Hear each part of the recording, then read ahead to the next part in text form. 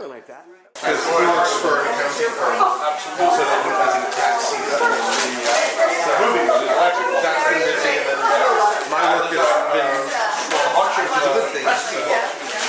Mom's recipe.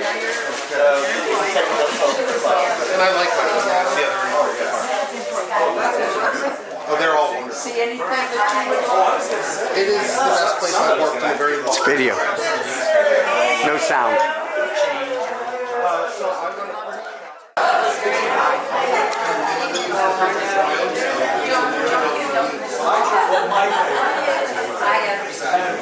Well,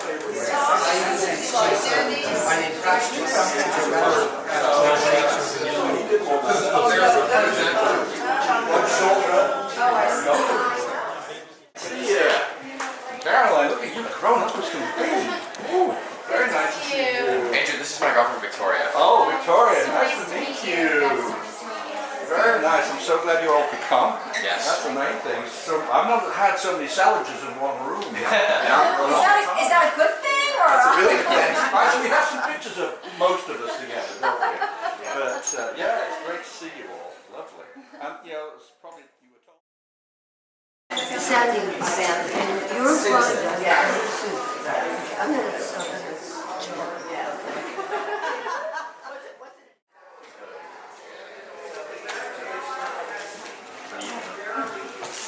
I'm not recording audio, so don't worry about that part.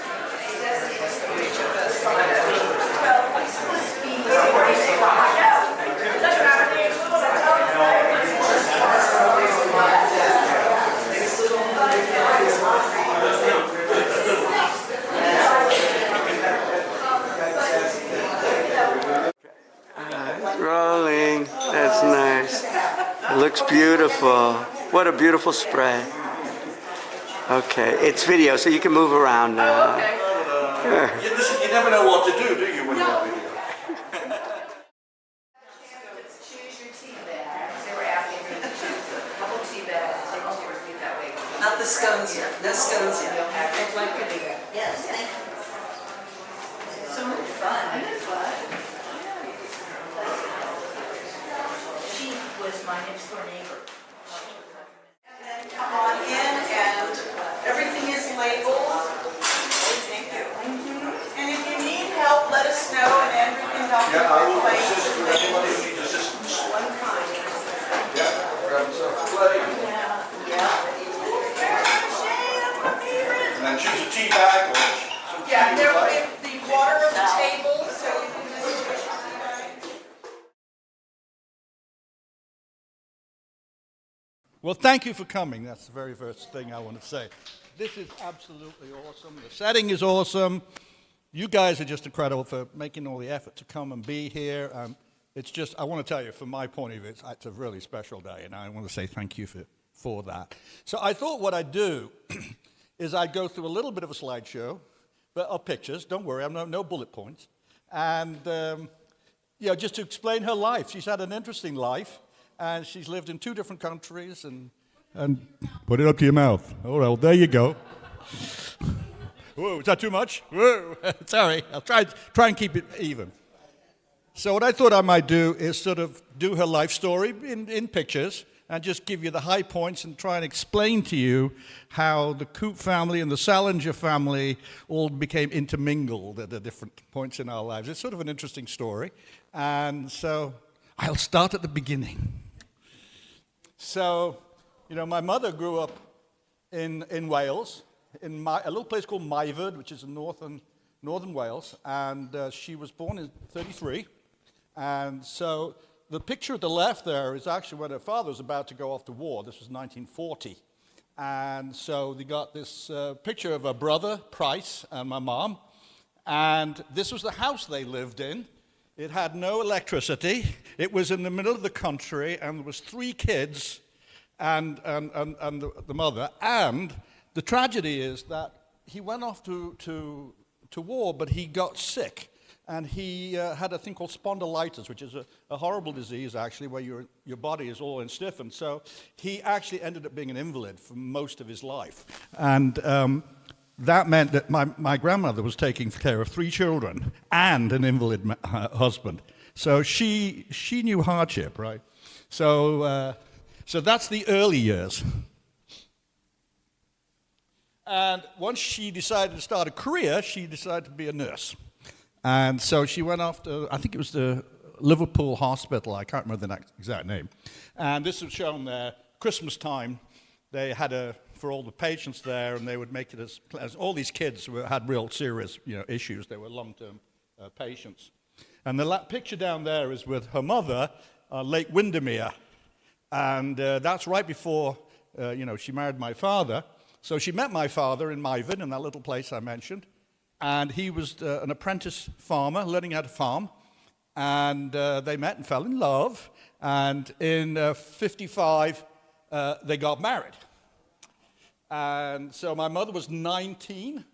My father was 24, I think. So they were spring chickens, you might say. They definitely were. And now, of course, what happens when two people get together? This.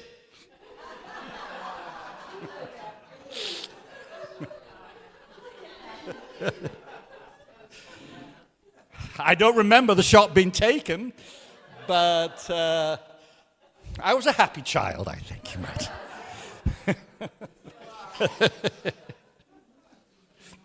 So this was the first house that I lived in, which is a farm. We grew up on a farm till I was about 13 in northwest England. And the one on the right, I told you about my grandfather, right? He had this terrible disease, and they used to come up and stay with us. And my father was a real sweet guy. There was no such thing as, disabled vehicles and all that sort of stuff in those days. So we used to have a little mini pickup. Remember the mini? It was a little mini, it was a flatbed mini. And so they used to load my grandfather in his chair on the back of the mini and then drive him around the countryside to get him out, because he can get out very much. Pardon? Yes. He's held in with some baler twine. Of course, this was the swinging 60s, and so I thought I'd capture a few photographs from that era, and these were taken in Malaga and in Spain in various places. Torremolinos, I think, was one of them, and a couple of other places of them. So happy times. There's great pictures of Mum there in her prime. So in about 1970, we moved house. We left the farm. The farm was not profitable. My father was not a die-hard dedicated farmer, to be honest with you. And so they moved to Cross House. This is the name of the house, near Preston, which was about 30 miles south of where we'd lived before. And so this is them at the front of the house. Now this is where the story starts to take an interesting turn. In 1972, my mother and I and Dad all went over to the United States for the first time. Never been in the United States before. Very exciting, New York City and all that. It was incredibly exciting. And so, this picture here, the gentleman at the right is Harry Selinger, who was my stepfather for the second marriage. And then the lady to the left of him is Caroline, named after this lovely lady at the back. And they had 2 children, and one of which is here today, which is John, and right there, he's right there. So he's part of that story. And so Caroline was my second cousin, my father's first cousin, right? So I want to just set that up. And so keep that thought in mind, because you'll see why in a minute. Okay, so this is our wedding. In 1978, I met Carla, and we came over and we got married in Silver Spring at the Cedar Lane Church there, I remember. And there's John, and there's Harry, and my father, my mother, Caroline, my second cousin, and her mother, and us. So that was, and the other 2 people here is Carla's parents. So this is another sort of, as you see, why it's sort of important to the story. So when I left home, Mum and Dad decided to move. They'd been living up in north of England, and they were, I think, ready for a change, or whatever the reason, and they were in holiday in Devon, and they found this place called Tracy Mill, which is a most idyllic, beautiful place, you could imagine. It had a stream running through it, and they had a water wheel and everything. And my father loved to tinker, so it was really heaven for him. He loved it. And they lived there very happily for about 6-7 years. And then the very tragic news is, of course, my father died very suddenly of a stroke in 1986. And so my poor mom was left with this place by herself. And I was living in America, so I couldn't really support her. I had a young child about 3 years old. Steve was about 3 at the time. And so it was a very difficult time for her, and you can imagine. But hope comes out of sadness. And when she was over visiting us the following year, the following April, I think it was, suddenly we got a call from Harry Selinger. I hadn't seen him in, I don't know, years almost. I thought, funny. And anyway, he was available, and he came down and started chatting up my mother. Pardon? Yes, I will point that out. Caroline, I should have pointed that out. Caroline had died in the meantime. It was nothing nefarious. And so they ended up getting married. And it solved the problem for her and for me a bit, because they were at least in the same country now, right? Don't have the Atlantic Ocean between us. So they did get married. And, this one is just them visiting us when, before, obviously, in the early 80s there. Yes, that's but a babe. So, sorry, this is the one where, yes, everybody, they're married. And sister over there, Diane, is part of that story, of course. That's a wonderful, wonderful picture. So they lived in New York for, 10 years, something like that. And then they decided to retire to Florida. So that was the next stage of the journey. Oh, yeah, she didn't pack her suitcase for too long. So they when in Florida, they lived in Florida, in just outside West Palm Beach, and they loved playing croquet. And so I used to go down and visit them. We'd all play croquet, and croquet was a big part of her life. And you won't believe the one at the right, though. That is the croquet championship that she was in. She was quite good at it. And that was at Mar-a-Lago. That's Mar-a-Lago. I knew that would get a reaction. And he would, by the way, the unnamed person did actually walk around, and my mother did actually, I hate to mention it, shook his hand because she was there. This is way before he became who he is. And anyway, that's a funny story there, isn't it? Yeah. All right, so I just want to throw in some family shots from this era. This is, lots of family visiting, and so this is, this is John, of course, and Maria, who are all here. And, the family up there, and a great picture of her with her sister, taken in Florida.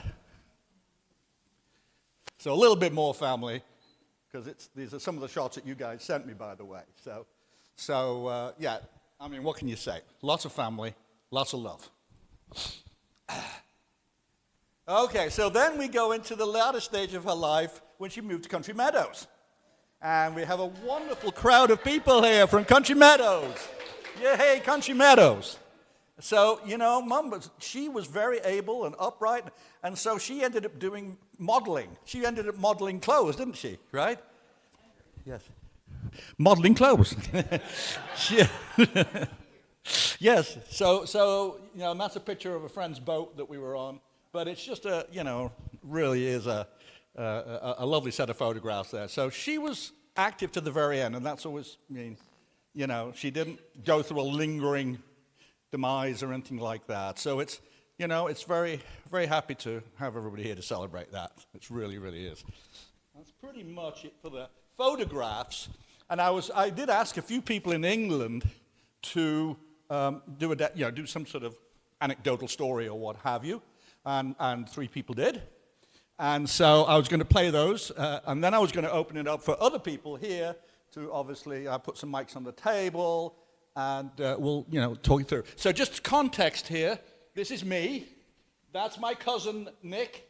That's my other cousin James. And right at the bottom is Angela, who is the lady who's going to speak. So let's hope you can hear this. I hope you can. My earliest memories of Auntie Gwen were when we used to go up to Myford to see Granny and Grandad. And I remember distinctly sitting on Uncle John's lap and asking if I could pull his beard. And he was very kind and said, yes, of course. And another really vivid memory was when, in the summer of '76, when England was frying under the hot summer, everywhere was parched. I remember us driving all of us up to Lancashire, and the grass was green up there because it was so far north. But I do remember having a lovely dinner there, and it was Lancashire hot pot. Never had dumplings before. I was very excited as a small girl. And I think that is typical of my memories of Auntie Gwyn, because I always, combined with her being a great hostess, she always had wonderful cake, lovely tea, nice dinners, or a wonderful salad spread in the summer. And she was always so great. She always used to stick up for me when Granny used to have a moan about my tight jeans or my hair being too long. And she said, oh, don't you worry, Granny just doesn't like girls that much. Don't take it to heart, we think you're great. And I think that's, I thought Auntie Gwyn was great. And obviously the last time I saw her in person was when we just moved to our house here in Oxfordshire. And obviously our dog was just a big puppy, and she shamed herself by having an excitement wee on the floor. But typical Auntie Gwyn, she just brushed it aside. Oh, don't worry, she's just a young dog. But yeah, Auntie Gwyn was great, and I'm so glad that she was part of our life, really. And I'm very sad that she's passed away. But that's it. Okay, bye.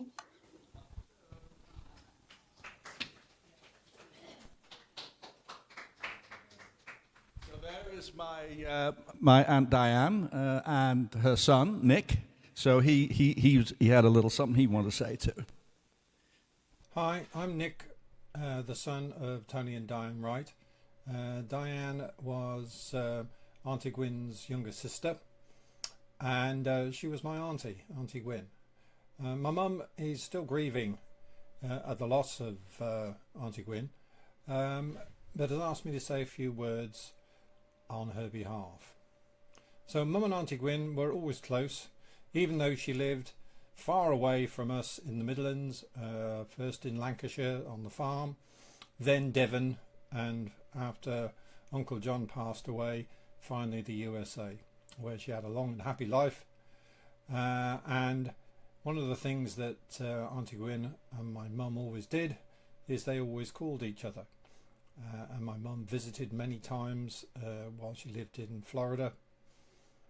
And her Friday night chats with through their iPads was a thing that my mum looked forward to the most.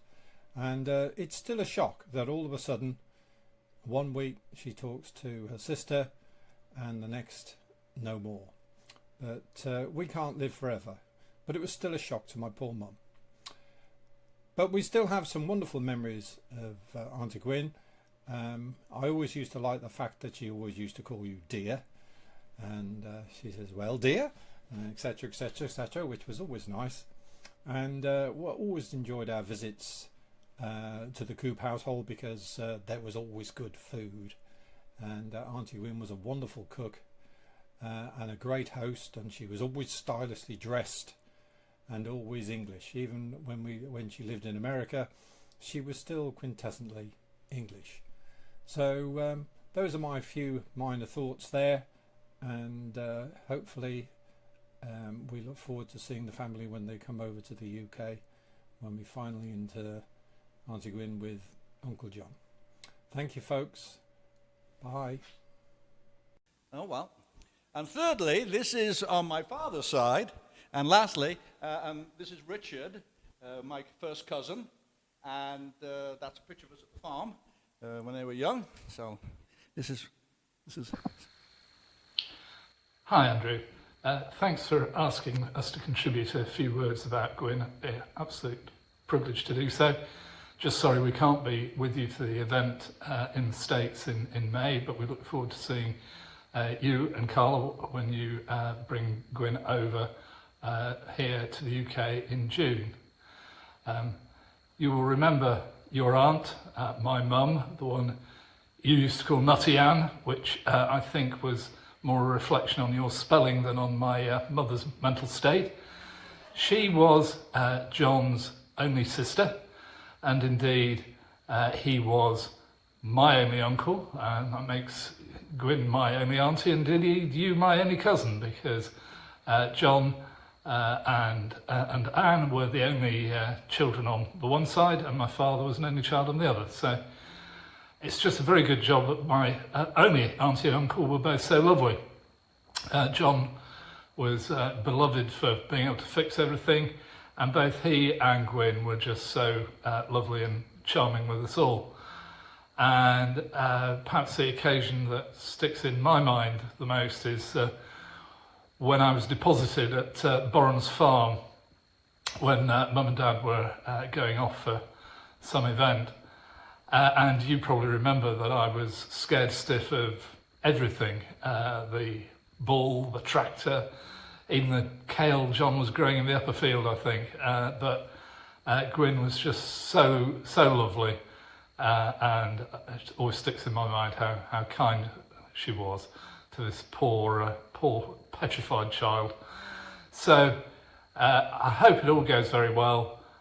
Raise a glass to Gwyn in my absence, and we will raise plenty when you come over here in June. Thanks. See you soon. Bye. I have to explain the nutty reference there, just briefly. It's one day when I was a kid, about 5, I was writing a thank you letter, and I didn't form my letter very well, and the A of aunt looked like an N. And so that was it, Nutty Ann. From then on, she was Nutty Ann, and that's all we ever called her, Nutty Ann, because of that little incident. So that's that. That's all the...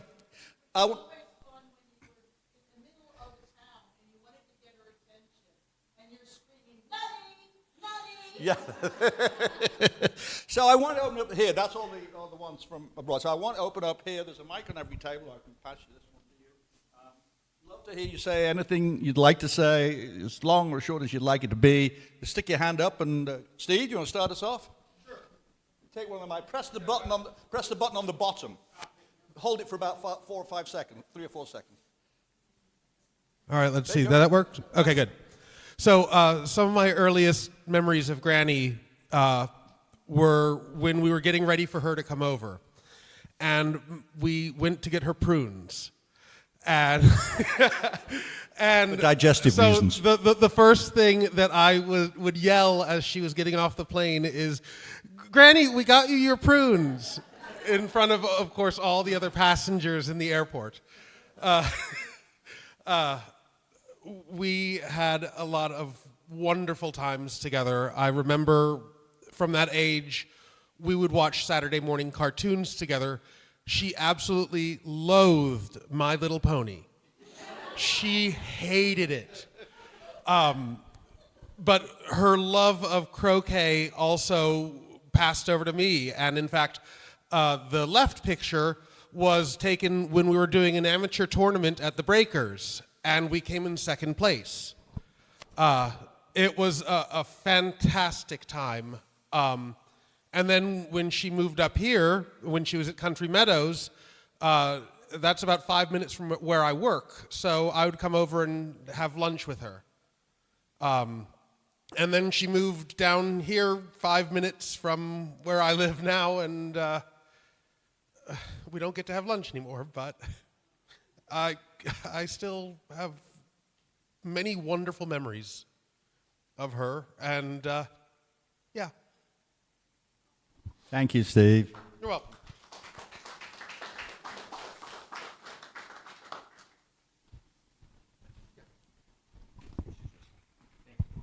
Thank you. Thank you, Andrew and Carla, for getting this together. This is beautiful here today. My name is John Selinger. I am Gwynneth's stepson. Andrew sort of went through a little bit of the background, which has been harder to explain than it really is. My dad used to try and explain it, and it sounded incestuous, like it didn't sound right. But my mother was Gwynneth's husband's cousin. And they knew each other for a long time. My mother and Harry, my father, and Gwynneth and her husband, John. They were friends. They were similar age. my father and Gwyneth, my father and Caroline would go to UK to visit with them. As Andrew showed in the photographs, they came and visited us in the US. They knew each other for a long time and really enjoyed each other's company. Unfortunately, my mother died in 1980, and that kind of left my father, me, and my younger brother. And we were sort of a mess. It was 3 bachelors. It was kind of every man for himself. The dog would have to hunt for food. It was bad. Like do you remember those Elio's pizzas where they would have the squares, right? So we would have that and frozen bagels for breakfast, lunch, and dinner, and then dessert. We would do laundry sometimes. We moved up to some place in Warwick, New York, which is upstate New York. There wasn't much around, and it wasn't really great. I went to college, and we were kind of getting by, and my dad wasn't really doing well, Harry. I would come back. He didn't look very well. He really didn't take good care of himself as far as his health goes. He had a heart attack. And when I left, I always felt that maybe he wasn't going to be there when I got back. I was very concerned. He was maybe dating some other women that weren't great. His relationships were terrible after my mother. It was not going well. And then he mentioned to me he was going to go see Gwynneth. And I really had no idea what he had in his mind. But he had something in his mind. And he was going to just ask her to marry him. And this was incredibly bold. It's not like they were seeing each other often. They communicated. But he knew her, and he always said wonderful things about her. And he went and he asked her. He just went down there and just asked her to marry her. And she's over in UK. And she said, I'll think about it, but then she said yes. You can imagine, she is in UK, how bold of a decision it is for her. So this was something that was really incredible. 2 people, maybe a little desperate, a little lonely, kind of had a background with each other, but decided to get together. And you wouldn't kind of expect it to turn out the way it was, but it turned out to be really beautiful. She came to Warwick, and she was fantastic. She turned the place into a home.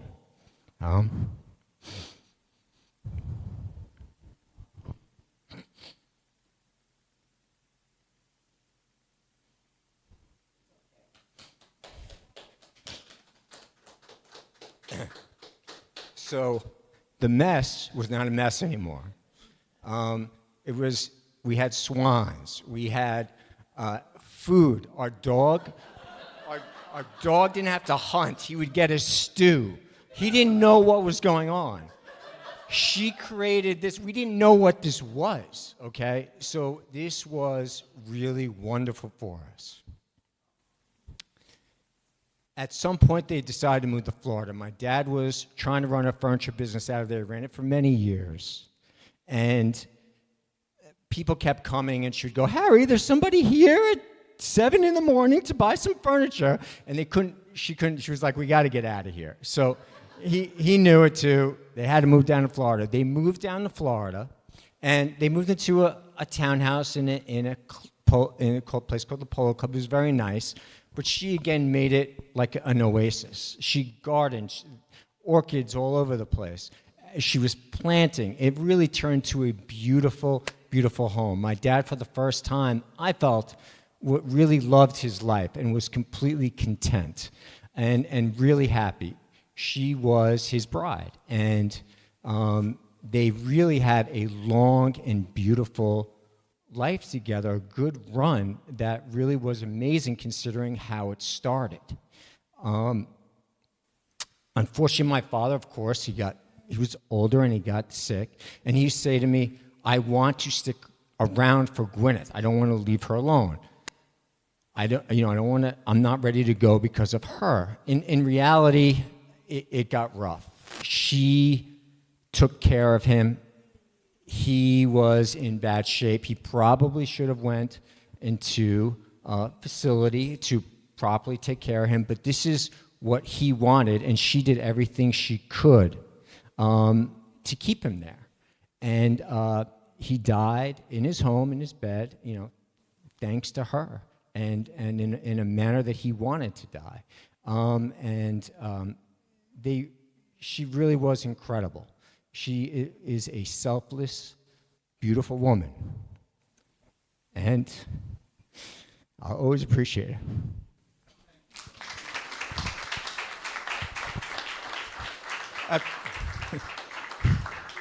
I have to add one little nuance to what John was saying. When Harry proposed to my mother, and he was over visiting, and I had to drive Harry back. He was just there for the day to visit, and I had to drive him back to the airport. So Mum and Harry are sitting in the back seat, and I'm driving the car, right? And we get to the airport, and Mum says, "Would you drive around the block a couple of times?" And so I let them both off, and I drove around the airport for a while. And eventually, when I got the signal, I picked Mum back up, So I thought, this is a weird feeling when you're actually, taking your mother in the back seat here around with her boyfriend, So I just want to share that one. Anybody else?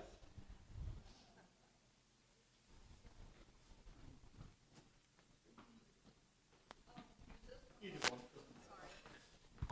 you. Hi, everyone. I'm just going to read from my phone here. My name is Maria. I am Gwynneth's daughter-in-law. I'm married to John, who just spoke. I feel very blessed to stand here today to say a few words about her, but I am even more blessed to have had her as my mother-in-law. I first met Gwynneth on Thanksgiving in 1990. I was just 19 years old, a little unsure and a lot intimidated, but she welcomed me with open arms. From the very beginning, I felt that Gwynneth and I had a special bond. It was easy and genuine. We bonded over our affinity for Chardonnay. Well, truthfully, I learned to drink it just because she did. We even bonded over our marriages into the Selinger family, which, let's just say, came with its own unique dynamics. Am I right, Marissa? And as life got busy and time passed, we even bonded over Scrabble. We played Words with Friends online together. It was our own simple way to stay connected. Gwynneth had a way about her. Everything she did with grace and class. She was the perfect host and an incredible cook. And unlike typical mother-in-laws, she never once judged me for my lack of culinary skills. And beyond that, Gwynneth was strong, quietly and independently strong. She carried herself with a confidence and a steadiness that I always admired. She never complained. She never sought attention. She simply lived her life with dignity and purpose. She showed me what it meant to be gracious in all circumstances, to be strong without needing to say it out loud. I am so thankful to Gwynneth for welcoming me all those years ago, for her kindness and her love, and for every single game of Words with Friends. I will miss her. Thank you, Maria. Thank you. Those orchids are actually the picture of the orchid there. It's one of her actual orchids, by the way. A little bit back story. So anybody else?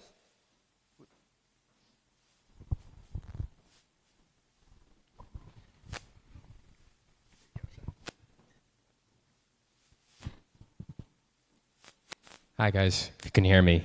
We are the children of John, who you obviously just heard from, who is Gwyneth's stepson. To us, she was never step-grandmother or anything like that. She was just our Granny Gwyneth. Some of my fondest memories growing up were our family trips down to Florida to see Grandpa Harry and Granny Gwyneth. As you all know, her kindness and warmth was palpable. She never failed to make us feel welcome, whether that was with hugs and kisses or her famous charcuterie boards. But I think what I'll remember most was the calming presence that she was. Her tone and demeanor was always steady, rarely changing. I'm not sure how to say it any better than she just made everyone around her feel safe and at home. She was a woman of pure class and grace, and I will continue to miss her dearly. And besides her immense kindness to her grandchildren, she also meant so much to our family in much deeper ways. She came into my Grandpa Harry's life and never left his side. She took care of him with such incredible love and devotion. She gave our Grandpa Harry comfort, companionship, and love that carried him through his final years, and for that, our whole family is so deeply grateful. Their love for each other was truly inspiring. Another thing that's most important for us is that she was also there for our father, who lost his mother at a young age. She stepped into his life with kindness and care and gave him the support and love of a mother that he needed, and we will forever be grateful to her for that. Granny Gwyneth was a woman of complete class. She was an inspiration to my whole family and someone that we could always learn from. Whether it was her manners at the dinner table, the way she spoke, or how she presented the charcuterie board that we all loved. She carried herself with grace in everything that she did. And as young as I was, whenever I left their house in Florida, I could always come back with some piece of wisdom that I didn't have before. The greatest thing you can say about someone is that they showed up for the people that they loved. Granny Gwyneth did that every single day without hesitation. Her kindness, strength, and compassion touched everyone around her. And our family is so much better with having her in it. We're all gonna miss her, and we'll never forget. Thank you, thank you. Thank you. Anybody else? Anybody else? Feels confident? Stand up and say funny things? Come on, lovely. Our dear friend Nancy Check, who's known our family for years. Yeah, I have to hold it down for about 5 seconds or something. 2, 3, or 4, anyway. That should be enough. No? Yeah, the light should be on the side. I don't hear. I don't know why.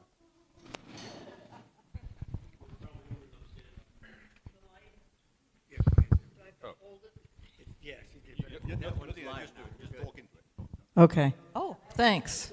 Okay, I already told Andrew this, but I didn't tell everybody else. I've watched Andrew and his mother for years, and I've never seen a relationship like this. I have seen mothers who doted on their sons, who could do no wrong, and let them get away with anything. And I've seen mothers who criticize their sons all the time, or always, like wiping their mouths and things, no matter how old they are. But Andrew and his mom were friends, and they treated each other like equals, and I had just never seen that before, and I really was impressed. I admired that almost more than anything because there was no domination on any side. And I'll never see that again, I'm afraid. But thank you.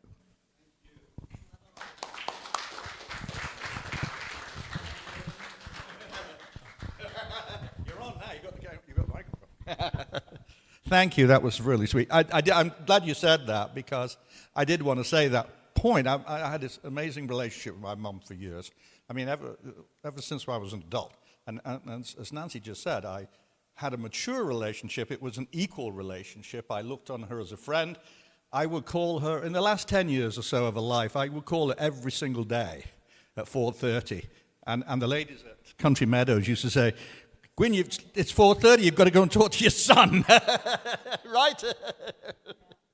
So we had a very close relationship, but it was a very equal one, as was said. It was one of both love, respect, and mutual respect. Mutual respect, because that's the foundation for every relationship. So I just want to add that, yeah. Does anybody else have some things they'd like to add? Anyone else? Well, it's been such an amazing event. I just cannot tell you how wonderful it has been. And very, very moving for me. And I've heard such love pouring out today. It's just astounding. And so I chose a song for the end, but you don't have to listen. It's one called Forever Young. It's by the Pretenders, and I thought that sort of symbolized her life, right? Because she was forever young. She never really came across to you as an old person. You never thought of her as in that way. So I thought this was hopefully a nice finale to have. So let's see if I can get it to work here.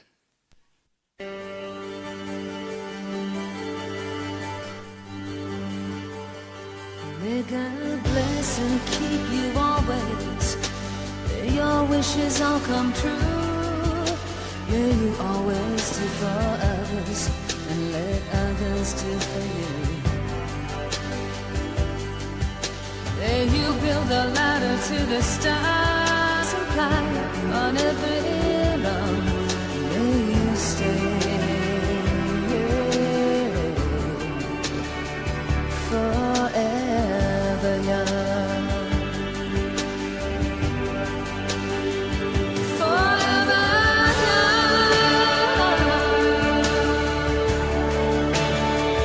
Forever young. May you stay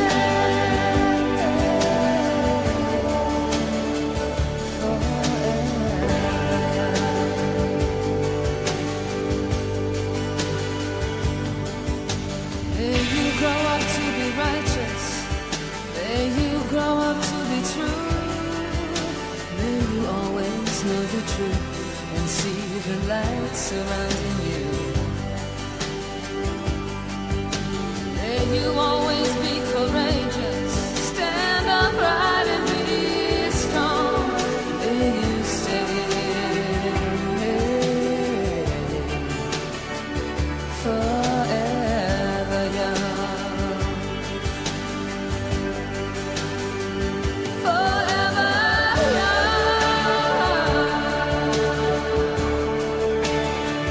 Forever young. May you stay forever young.